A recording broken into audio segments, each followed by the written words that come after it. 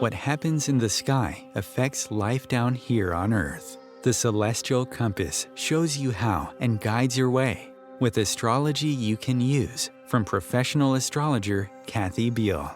Every episode features her light-hearted, practical forecasts and navigational tips, blended with humor, optimism, and a love of patterns, symbolism, and pop culture references. Kathy translates technicalities into concepts that apply to real life. You'll learn how the current moment ties to where we've been, from the recent past to cycles that last happened years ago, and get a look at where we're heading. And much more, from special topics to special guests. The Celestial Compass, enlightening, entertaining, and empowering. Here's your host, Kathy Beal. Greetings, Earthlings. It's Kathy Beal of EmpowermentUnlimited.net. Starting with a catching you up on what is going on with the astrology in this ever so hectic month of April. We're moving into eclipse time. The first eclipse of the year is this week's Aries new moon. It's the second new moon in Aries. It's at the very end of the sign, and it has a very harsh aspect to Pluto. So powerful, volatile, little bit crazy, really pumping people up into pushing themselves ahead, flying ahead without thinking about what's going on beside them or who they might be driving their little steamroller over or red sports car. Very pushing us, flying us. Got lots of words for it. You can read actual words if you go to Om Times and read my forecast there, or my site, empowermentunlimited.net. So that's this crazy maximum Aries, hot-headed, enthusiastic, not worried about the consequences, energy, and yet there's a real strong hurry up and wait quality to the week and to the rest of the month as well, because Mercury is going retrograde in the Earth sign of Taurus, which is already a kind of slow place for it to be. So going retrograde will be like double slow. And we may, for the rare occasion, welcome Mercury's retrograde this time around, because it will be forcing us, well, giving us every opportunity to look at the actual details of where our feet are and what the concrete implications are of the information that's flying in and out of our mouths or in our social media stream. Heavy on money, heavy on revelations, building up to next month's Scorpio lunar eclipse. Powerful time. We're at a doorway to the next 22 years, with Pluto being just at the first breath of Aquarius. And strap in, have fun with it, and if you're really freaking out, two resources I have for you. There's a Mercury retrograde guide at Om Times, and I have an MP3 in the shop at my site, empowermentunlimited.net, called Working with Pluto, that can help you figure out what's going on inside of you and what's being triggered for you right now. Lots being triggered in the collective, though, and that's really what our focus is.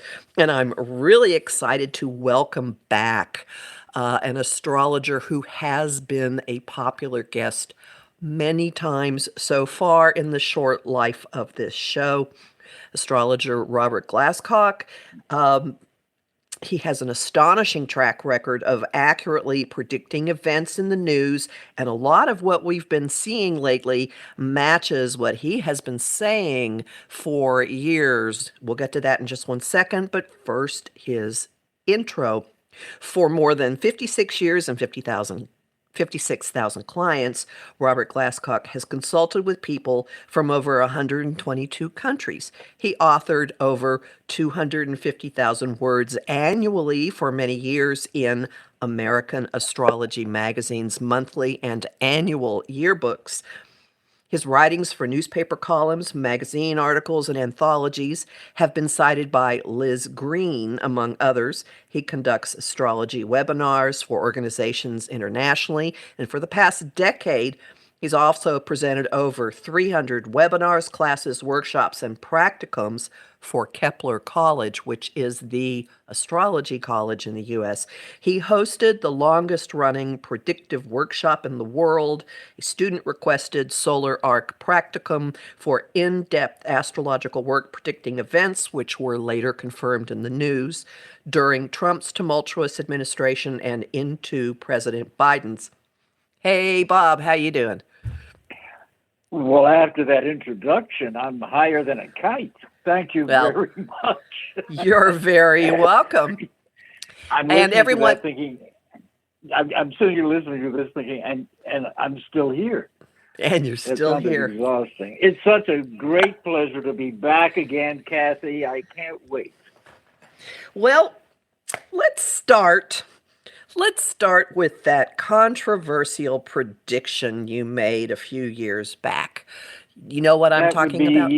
That would be actually 6 years ago. Mm-hmm. Yes, the prediction that I think, let's see how psychic I really am. Mm-hmm. I think the prediction you're talking about was in the very first solar arc practicum that I did for Kepler College. I'm not sure if you were in that first one or not, but you came along shortly after. But this was at the beginning of 2018, and the students had all gathered, I thought, to look at solar arcs in their own horoscopes. But the very first question that one of the students asked was, is Donald Trump going to prison? And I immediately thought, oh boy, this is going to be fun. I had no idea that those practicums would go on for 5 continuous years of making these kinds of predictions. And what we did in that workshop, I stepped them through it because this is how I teach. I said, you tell me, because if it's not in the birth chart, it's not going to happen. So let's look at Donald Trump's birth chart. Is it there? And I stepped them through it very clearly. What house rules prison? What's there? What's in that house? And so on. And finally, very hesitantly, at the beginning of 2018, they said, yes. And I said, absolutely, he's going to prison if he doesn't die first. How does that set us off for today, Kathy? That's what I wanted. Let's just put this in. Let's tee off. And that's a question that's a question astrologers hear quite a lot. And another way to translate this is there is activity lighting up or connected to his 12th house, which is a house of prison. It's a house of institutions and confinement. It's also self-undoing. So, and let me ask you, what do we find in Donald Trump's 12th house at birth? What 2 planets? Well, Pluto is there, which and is Mars. And Mars. Well, there are 2 times. There's another birth time for him in which it's in its first house. I'm not taking it because I rectified this chart at the webinar that I did November the 4th, 2017 from Kepler College. And I said to them, because Donald Trump's ascendant is right on the line, it could be Virgo. It could be. So when you have a chart like that, you have to rectify it. And the way you rectify it is to move the midheaven back and forth to form aspects and see about the correlations to actual events in his life. Mm-hmm. And I rectified it on the spot in that workshop. I'm not going to take the time to do it today. But he was actually born only about 4 minutes, if I recall, 4 minutes later, I think, than what's on his birth certificate. And the reason that I showed the class, did this, and this was a 3-hour webinar, if he has Leo rising, which he does, then you can test this out 2 ways. You want to go through the natal chart and predict the genders of his children in order. Mm-hmm. And we did that. And it's exactly right. A man's first child is ruled by his 5th house, where you have Sag, a male sign, Jupiter, can be actually an ambidextrous planet, depending on what it's in. But Jupiter is generally considered a male planet. So you have Sag on the fifth cusp of Donald Jr., ruled by Jupiter, a male planet in Libra, a male sign. So that's 3 for male. Bingo. And you can go on to Ivanka next at the 7th house. You alternate. And so we did this for all 5 children, up to including Baron. And they were all right. Then I said, let's try it one further. Using his rectified birth chart, let's go to his siblings and see if those 2 are correctly predicted in order. And they were, starting with his oldest sibling, Mary, who is an attorney. She is ruled by his 3rd house, with Libra, the sign of lawyers on it. Do you see where I'm going with this? Mm-hmm. So we rectified the chart in that workshop. And so this time absolutely works. So I personally am really not interested in entertaining other speculative times. I know they're out there, but this one had satisfied me all these years, and I did it in a workshop in front of a bunch of people. So it's worked there too. Next. I know that sounds arrogant. I know it sounds arrogant, and I don't mean to, but astrologers can waste a lot of time with these speculative charts. And I found a new obscure time for the signing of the Declaration of Independence. Well, in fact, using the, you got me rolling, Kathy, the United States chart is another one of these, as you know, that has different times been proposed. Well, I used the Sibley chart and have forever. And I did try the other charts, but here's what was astonishing. The midheaven of the United States birth horoscope, if you take it by solar arcs, the midheaven at birth in the United States is 1 Libra, 03. The day that Donald Trump was inaugurated president, and remember, the midheaven is the ruler, the king, the authority, the midheavens, top of the chart, the executive. The very, almost to the day that our nation's solar arc midheaven entered the sign of Gemini, he was inaugurated, the Gemini president. So even in that chart, which I've rectified 6 weeks and Sunday, I go with the sibling chart for July 4th, 1776, 5:10 p.m. Other astrologers will absolutely disagree, and more power to them. But this has always worked for me. And as you can see in those 5 years of continuous predictions, we were doing nothing but mundane astrology, which I never set out to do, but that's what the class wanted. So we wound up making predictions based on the United States solar arcs, on Donald Trump's solar arcs, on Joe Biden's solar arcs. We correctly predicted that Biden would win. I mean, we got down to really finite details, like the election in Georgia, 4 candidates running, and we predicted the 2 winners there. So we were getting that fine-grained with this stuff. And as I said to them at the beginning, what a great way to learn astrology, because you are making projections or predictions, and then you watch them materialize into the headlines, or they don't. Now, in our case, we were very lucky. That's why these things went on for 5 continuous years, because we really, I honestly cannot remember anything that we were wrong about. And I'm not saying that to brag at all on me. This is just astrology. And this group, Right. We've always had very good astrologers like you in there, So, and by the way, we missed you when you got too busy. Because you added, well, you really did. You really I did. Added, we had such a great group. But you in particular, you added so much. So believe me, you were missed. Fire moon. Yeah. Okay. Well, let's look at time present. What is getting your attention these days about what's going on in the U.S. and anything astrological? Oh, yeah. Well, one thing I will tell you, we're dealing with, you mentioned Pluto's ingress into Aquarius. Mm-hmm. And we're going through that. This is fascinating because Pluto actually enters, now when a planet, especially a major one like Pluto, makes an ingress into a new sign, there is usually a significant event that corresponds with the nature of that planet and the nature of that sign and the nature of the aspect it's making during the ingress. Now, if you go back and look, Pluto entered Aquarius, but then it crisscrosses back and forth 5 times over zero Aquarius until November 19th of 2024. So Pluto is in effect emphasizing over and over and over 5 times zero Aquarius for the next 20 months.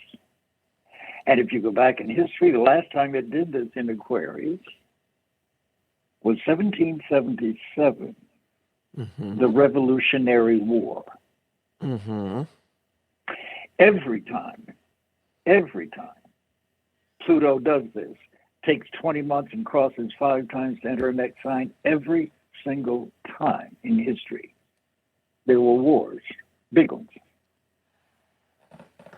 So, this is what we, it's one of the, and you know the two, you were in these practicums, one of the big things, probably the biggest, that we saw in the very first workshops were the solar arcs in the United States chart. And one of those was the approaching conjunction of solar arc Saturn with the United States natal Mars in Gemini in our seventh house, which is, among other things, an aspect of both potential civil war as well as getting drawn into an international war. Now, we talked about this beginning at the start of 2018, Kathy, and watch what's happened since.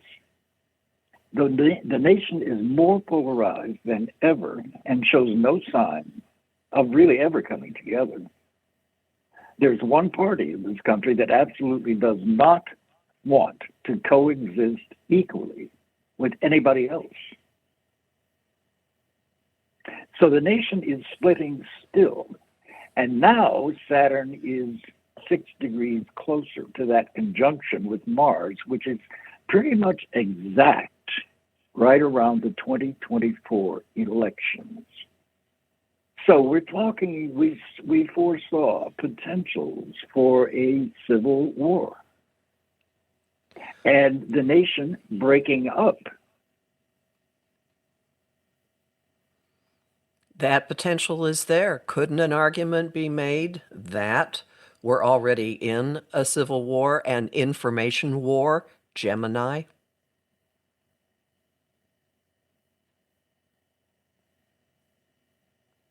Are you still there? Something seems to have happened to the phone connection here. All right. I'm not hearing him at all. Bob, are you there? Okay. I'm not sure what has just happened. All right. We're trying to figure this out. I did say Mercury is going retrograde. I probably brought it on us with this problem. Okay. Not sure what to do here. We've got there. All right. So the solar arc practicums and Bob Glasscock in particular have been raising the probability that in 2024, while Pluto is going back and forth for its final time across zero Aquarius, that there's a high possibility of civil war actually breaking out. And before everyone is out there hyperventilating or slitting their wrists, I am pointing out that we already have a lot of behavior occurring that is very consistent with that. And this particular conjunction that Bob's talking about is happening in the sign of Gemini, which does rule information. And we do seem to be in the midst of an information war, and that has been going on actually for quite a while. And an argument could also be made that there are open enemies who have been waging war through technology, through social media. That's also Gemini. So my point in all this is I think that the circumstances already exist and have been flowering that have this in it. Okay, do we have them back yet? Nope. Okay, we're gonna take our break early, and we'll be back really soon. Hang on, everybody.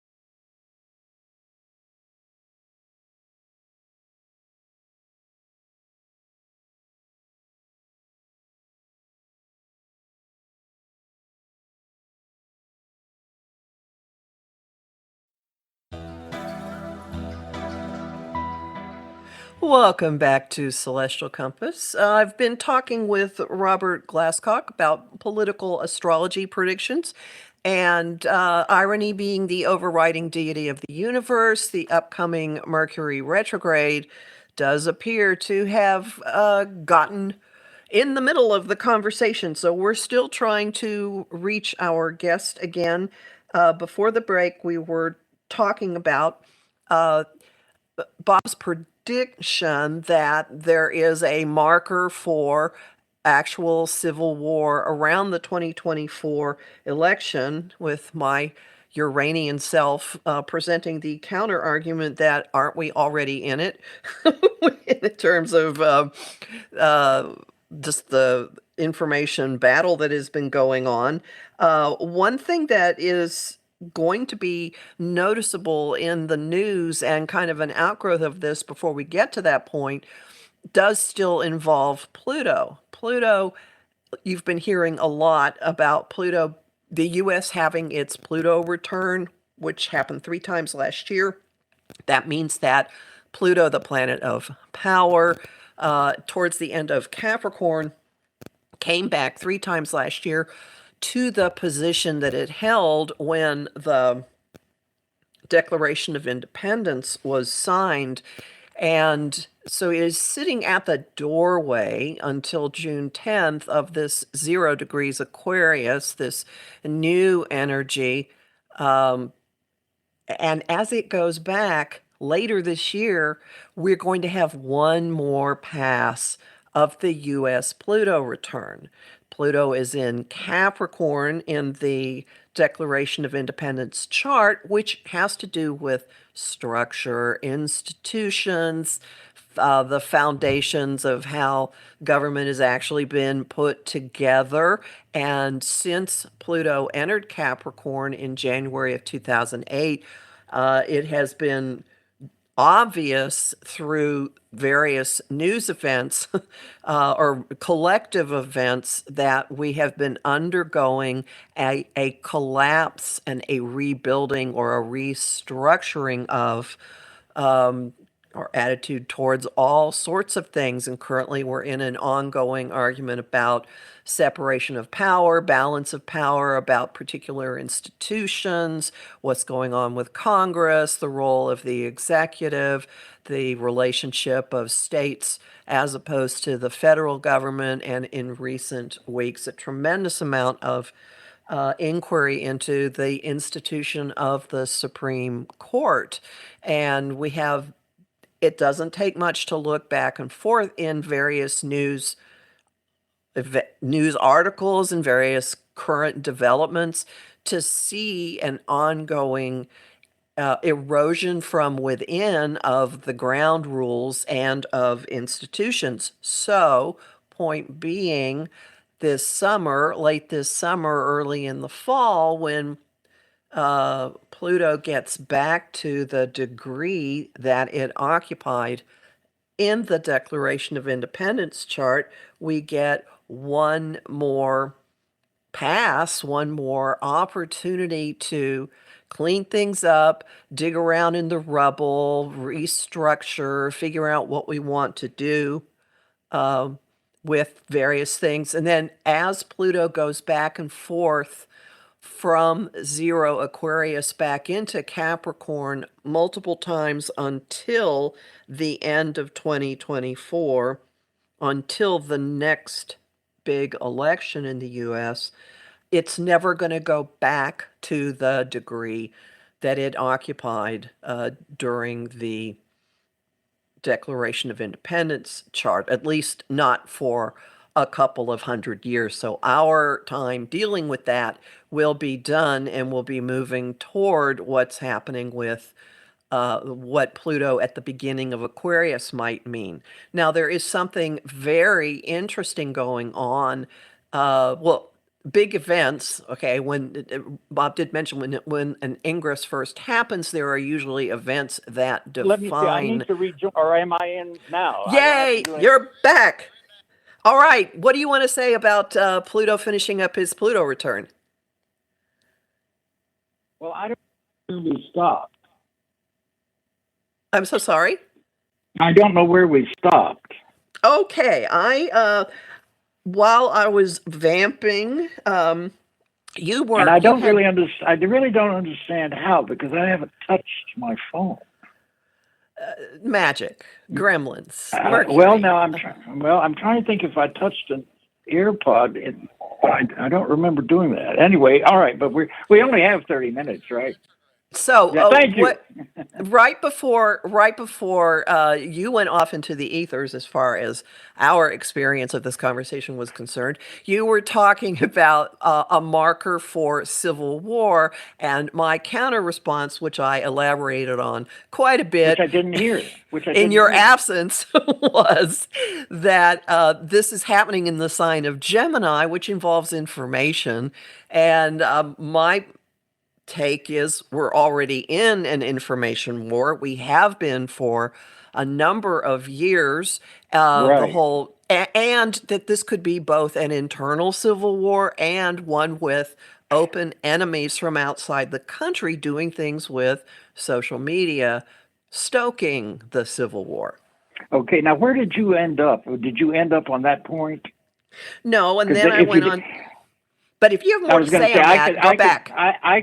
I was saying I could pick up from wherever you left off, but I didn't hear anything that you said, so I don't know where you left off. And then where I left off is mentioning that the U.S. Pluto return has one more pass this year. After Pluto goes back into Capricorn, it will hit 27 Capricorn one final time. Yeah. Before and so anything at all you care? Do you have any thoughts about? Well, no. I'll tell you. I'll pick up with the information thing and then kind of drop and pass it back to you. All right. Okay. So, do you have more to say about all this stuff involving Gemini? Well, exactly what you said about the information wars, because that's been going on forever, and that's a tactic of fascism. And this is the war on education, it's the war on libraries. The people that are in power today have gotten there by a form of coercion. And this is a collective coercion I'm talking about. The more religious a person is, let's just cut to the chase, the more likely they are to vote Republican. And that's just the way it is today. Many people have now labeled the Republican Party the white Christian nationalist party, and that's exactly what people like Marjorie Taylor Greene et al. Represent. So we're looking at something that we haven't really seen in this kind of blatant volume since really before and after the Civil War here. But the disinformation campaign, I love the lawsuit with Dominion against Fox News. It's so far a $1.6 billion suit. Rupert Murdoch is going to have to take the stand and testify. And that's a classic example of fascism dispensing false information to rile up and incite violence, which is exactly what we've seen. We saw it at the January 6th insurrection. So it's getting harder and harder for the public to recognize deep fakes when they see it. So all that you can counter that with is your own critical thinking. You have to be informed. If you're not, nobody to blame but yourself. And I know lives are very busy today, and there are a lot of responsibilities. Nobody has time to sift through information and figure it out. But you can find trusted sources of news still, and you can find those who are not trusted. So this is a part of this big split. The split now in the country, Kathy, as far as I'm aware, everything I'm reading, it's really more of an urban-rural divide than anything else. So it's a fascinating era in history. Go ahead. Sorry. Well, which in the urban-rural divide makes the prospect of an actual traditional civil war very messy, because it's not going to be unified population groups in any particular state for the most part. Maybe. Exactly. You know, one of the things that we discussed in these practicums, and I'm sure you were in some of these, is the possibility that the United States could wind up sort of like the Middle East. We can have an Arkansas land and a Texas land and a California land. And so every time you cross the border, you need a passport, like the Middle East, because those people can't get along either and have it for 2,000 years. So you wonder, where does this end, and when exactly does humanity figure this out? To me, that's really the message of the pandemic, of the virus. It was saying to the world, look, I don't care who you are. I don't care how much money you make. I don't care where you live. I can kill you. And I'm contagious. And it stopped shipping. It stopped distribution. Prices escalated. Nobody could find toilet paper. That one little virus covered the world for 2 years and divided us politically further. Why? Misinformation. Back to you. Well, this is a good place to introduce another one of the great ones into the conversation. So, how do you see Saturn in Pisces fitting in to what is happening now and what is unfolding? Well, I'll be happy to give you my take, but I want to hear yours as well. You know, Saturn is the structure of everything. It's the skeleton in the body. It's Capricorn is the framework for everything. And Capricorn and Saturn both rule governments generally. Just speaking of a government, state government, local government, federal government, national government, world government. So the whole concept of at least the last 30 years, and I'm thinking of the past 2 millennia, really, is dying and being transformed as Saturn goes in through Pisces. It's just entered it, so it's only at 4 degrees still. So it has 2.5 years of basically a transitional period for the world. And this is especially true in the United States, because ultimately Saturn will oppose our Neptune at birth. Neptune in Virgo. Mm-hmm. So we are in some very perilous times here. That is very likely to be the period. And this is leading up to. It's a little beyond the next elections when this exact opposition happens. But that is one. It's an aspect of scandal, but it's also and corruption. But it is an aspect of dissolving governments. And this is what has always worried me, is because if we do not see justice for the criminals who have committed the crimes that we're all now aware of, if we don't see justice for those perpetrators, and there are thousands of them, we already have over 1,000 of them in jail, but those are the small fry. If the big ones don't see justice, then I guarantee you America is sunk. Democracy is sunk. Mm-hmm. That's how serious this stuff is. I don't know how. No. So water, there's an element of disillusion, as you have pointed out. But as you were saying all that, I couldn't help but think about Miami and Fort Lauderdale being underwater. Absolutely underwater. Well, the thing I look forward to is that Saturn does go into Aries of new starts. Mm-hmm. But while it is in Pisces, it is a water sign. It's also the toxic sewage. It's toxic. Pisces and Neptune are toxins anyway, so all the fertilizer chemicals. I just read a really promising development about increasing the ocean's ability to absorb even more CO2 than they do now. So the technology of the future is going to be paramount, frankly, in saving humanity, I imagine. But so with Pisces, again, you still got viruses out there, just like COVID. That may have passed, but new ones will always be on the way. And this is going to probably be a permanent situation for civilization. And we will adapt or we won't. Some people won't. Some civilizations won't.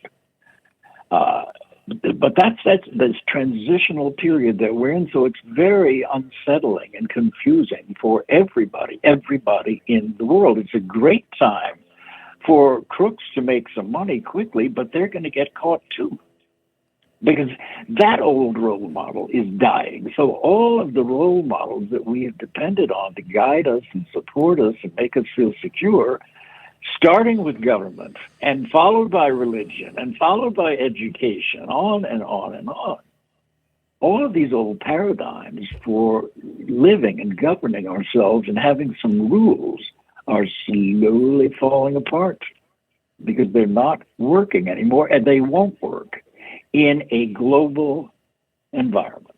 And that's what we have to get used to. If COVID didn't teach us that, hey, a virus can get to me in St. Louis from China, if that doesn't drive home the fact that we're all interconnected, and if the 180 ships stalled in the port over in Singapore, if that doesn't drive home that a virus can affect the entire economy, I don't know what does.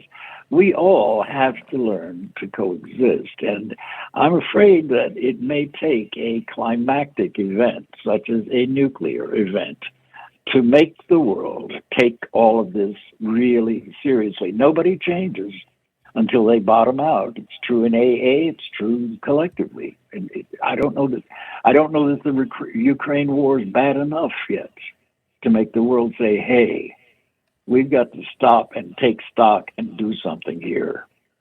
I don't know that we've gotten to that point yet.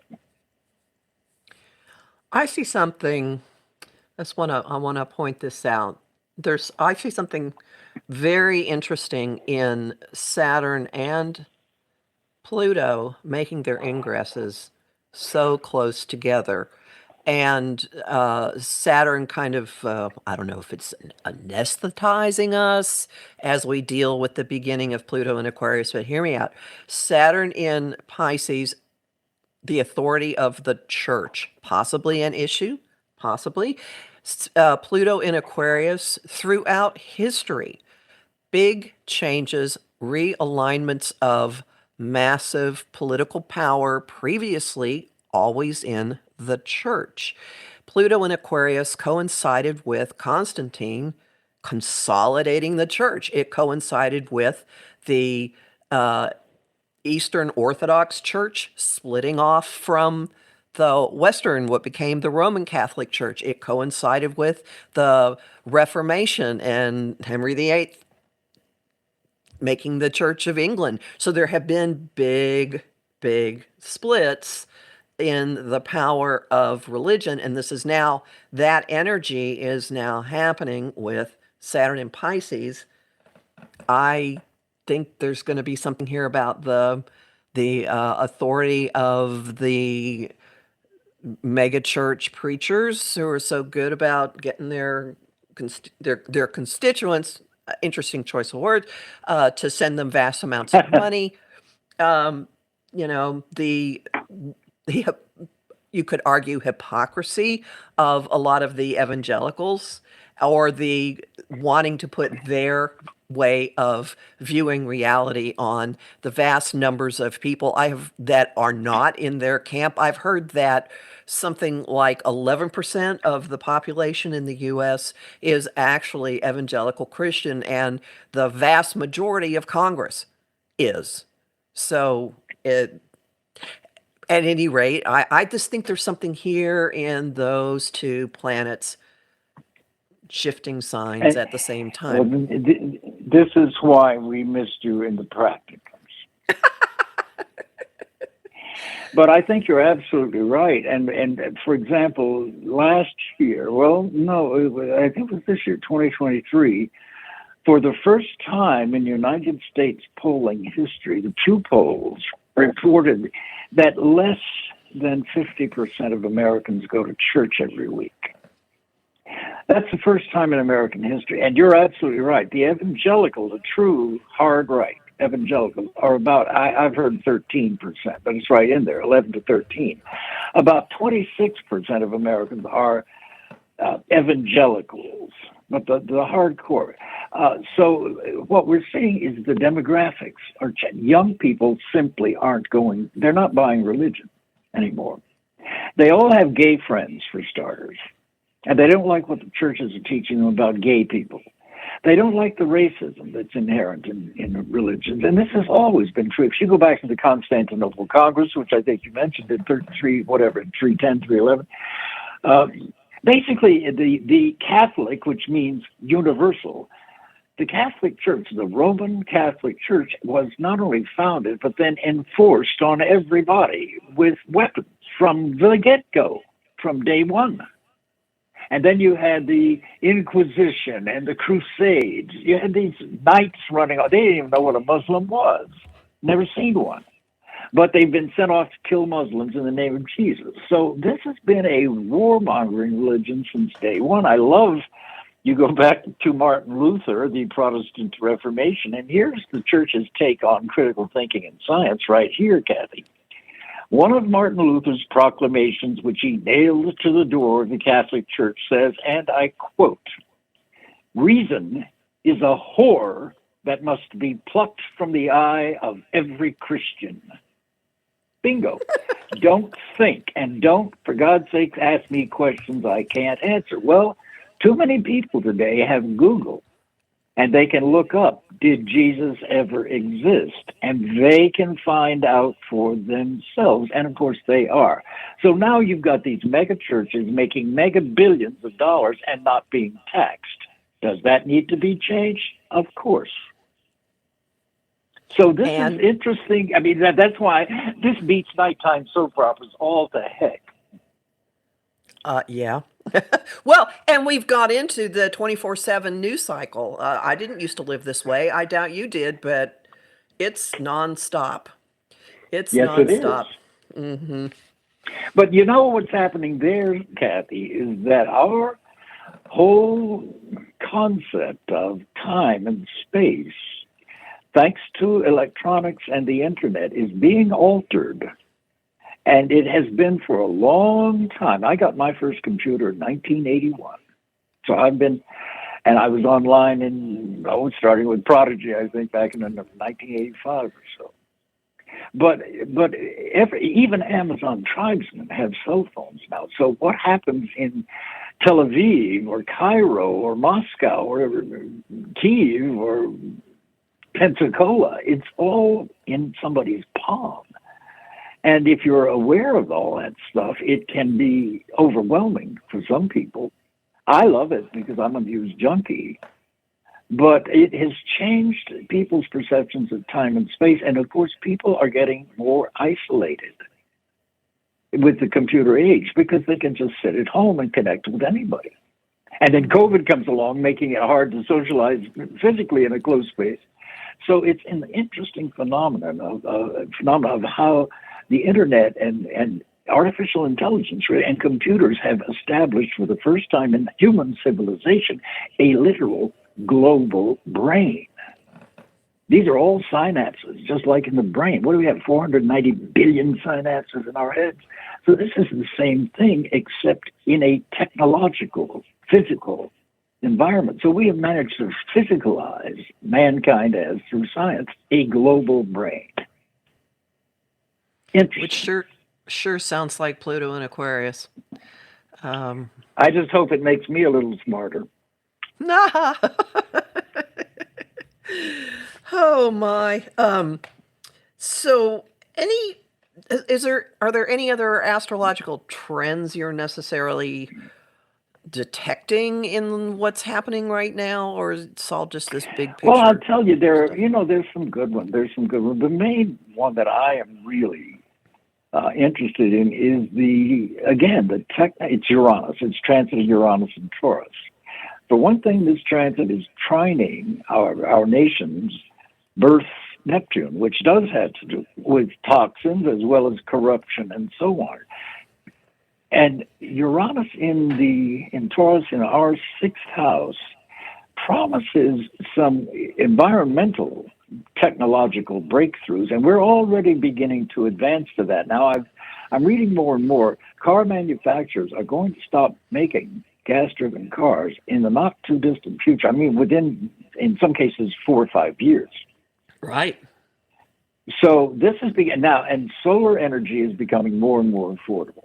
Other forms of energy are absolutely going to be discovered, including, I'm thinking, fusion. I think we're well on the way in the next 4 or 5 years to finally making fusion a practical possibility. That's all from Uranus and Taurus trine Neptune in Virgo. Mm-hmm. I know people think I make this stuff up, but I don't. No, and that fits the it fits the energies of those symbolically absolutely perfectly. Innovation, practical, using the ground, using tangible whatever magic with Neptune there. Well, it's an interesting meld. Uranus is electricity and Neptune is chemical. So you've got electromagnetic and biochemical energies that are beginning to blend. It's just what I was talking about. We all have the possibility of having an artificial limb today, so that if you should lose a limb through illness or accident, it doesn't have to handicap you. You can get an artificial replacement. You couldn't years and years ago. And certainly not the ones today that have chips in them. I was just listening to a woman on NPR today who had to have her leg amputated above the knee, one of them. And her artificial leg has, but they're very expensive, but it has a flexible knee that's electronically controlled. Now, this is an integration of human beings with technology that I'm talking about. We already have artificial hearts. This is only going to increase this wedding of biochemical and electromagnetic inventions and principles. So I'm fascinated with it because actually I read an article, I don't believe this, I think it was in the Drudge Report, that within 5 years, human beings will be able to live indefinitely. Well, probably not. But nonetheless, that sort of is the extending life and then protecting life over the coming drastic climate changes and so on. So I could absolutely see that this is a trend that's going to continue. But the wonderful thing about the internet is the exposure to information. Some of it's lies, and you have to learn how to separate those. But my gosh, for any information just about that exists, you can have it and learn from it and put it into practice in your life. That's a miracle in itself. And there are, believe me, people will survive this. Whatever this is, I hope, as we said back in the day, Kathy, when we started this, now that we have seen this aspect, for example, the solar arc, Saturn going over Mars in the United States chart, now that we've seen that, we can look at the news events and see, are we moving closer towards something like a civil war or something like an international war? And we are already being pressured on two fronts anyway. We've got the Ukraine situation, that side of the world. Gemini is a double sign. This is why I'm saying two fronts. And the other side is over in the Pacific and Asia. So we've got two war fronts building there. Taiwan is heating up. So the idea of Gemini and multiple, but the point is, are we moving closer, or are we realizing as a planet, we've got to get along. We've got to begin cooperating. We got 2,600 nuclear warheads around the world, some of them in the hands of madmen. What are we doing about that? We've got to face the truth about ourselves and our own inability to live side by side with people who are different without hurting each other. So it's been fascinating to me.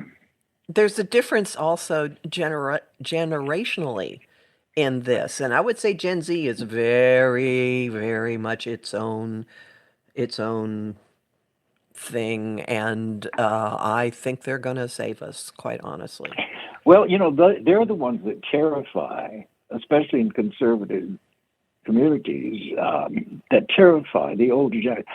And I know people whose children and grandchildren are deciding they want to be called by another name or a different gender. I mean, this is a lot more common than I would have thought, but it's really not uncommon. Even where I live, it's not uncommon.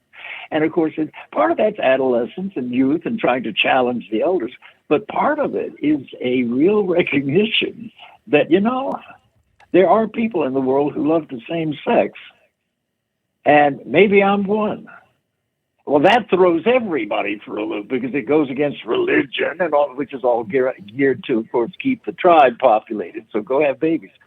But this sexual fluidity is very threatening to some people, especially the old, tried and true paradigms for how to live. So that's changing too. You don't need a partner to have a baby anymore. That's terrifying to some people. Mm-hmm. Yeah. So it is indeed a brave new world, but I don't know. I find it pretty fascinating. It's not frightening to me. And maybe that's because of astrology. And I hope people hear that. It's not frightening, all right? Because there are going to be people who are going to run to their liquor cabinet after hearing us talking about, or just stare at the ceiling, hearing us talk about Civil War. But alternate viewpoint proponent here, we're already in it, okay? And you're still able. I'm with you. I think it's important to talk about. The more you talk about these things, the less likely they are to happen. That's the whole point of astrology, is to make you aware of problems that are coming up so you can do something about them before they really do take you over. That's it. The point is to change your fate, not submit to it. Hear, hear. I'm with you completely on that one. And we are now coming to the end of our time. I'm sorry you got cut off. It's always so fascinating to have conversations with you, and I really appreciate it. Would you tell people where they can find you? Yes, you can go on podcast. There's a podcast called Old Soul, New Soul Astrology. It's Thomas Miller, who is a wonderful astrology himself, as you are, but he's also a broadcaster, and he's a wonderful host and moderator. So we've got over 100 and something podcasts so far. And we've just gotten a terrific response. Thank you for asking, and thank you for having me back. I love getting with you. I miss you. Oh, yeah, I love our conversations. Tell us the name of that podcast again, please. It's called Old Soul, New Soul Astrology with Robert Glasscock. Okay, we will find this. And your website is? Robert, it's Foresight, number 4, SIGHT.com. And it's the address is also in the show notes, people. So please do uh, follow him there. And again, thank you so very much. I'm ridiculously optimistic, although I think we're in for some really nasty weather for quite a while. But I have my planet of highest degree is Jupiter, and it's at 29. So I'm optimistic. So you always win. I'm not sure about that, but I Oh, always if you see think what. back, if you think back, you're too humble. You always We'll see. Okay. Well, anyway, thank you everybody for listening. And remember Thank that you, Kathy. thank you for being here, Robert. My forecasts again are at empowermentunlimited.net, and they're also at ohmtimes.com. That's where your Mercury retrograde guide is too. Thanks everybody. Talk to you again soon.